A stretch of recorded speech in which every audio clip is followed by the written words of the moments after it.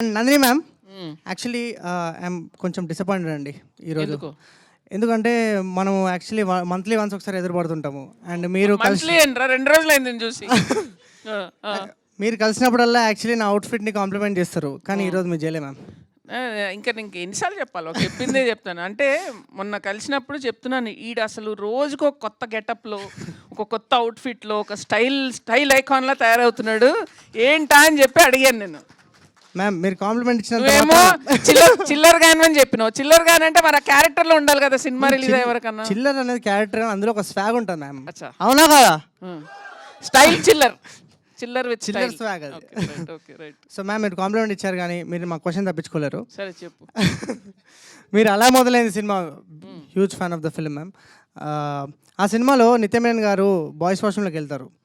అది ఎందుకో మీ true life incident అని మాకు మా ఇక్కడే విశ్వసనీయ వర్గాల నుంచి ఇన్ఫర్మేషన్. శ్రీదేవి చెప్పింది, నాకు అర్థమైపోయింది.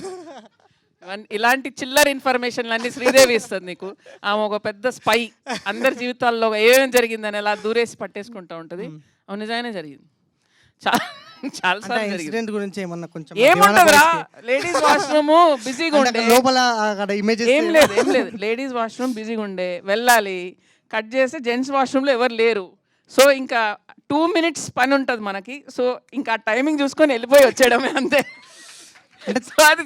తెలిసే చేశారనమాట మీరు యాక్చువల్లీ దివానా.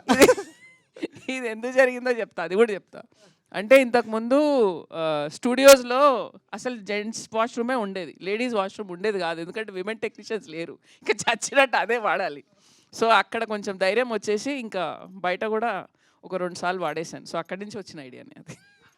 Super ma'am. పోతే నిత్యమైన నాని కలిసాడు, నాకు నాని కలవలేదు, నాని కలవలేదు నాకు, అంతే. అది జరగలేదు, అంతే. Super answer ma'am. మీకు ఎక్స్ట్రా 2 points ఇస్తున్నాం. మొత్తం కొంచెం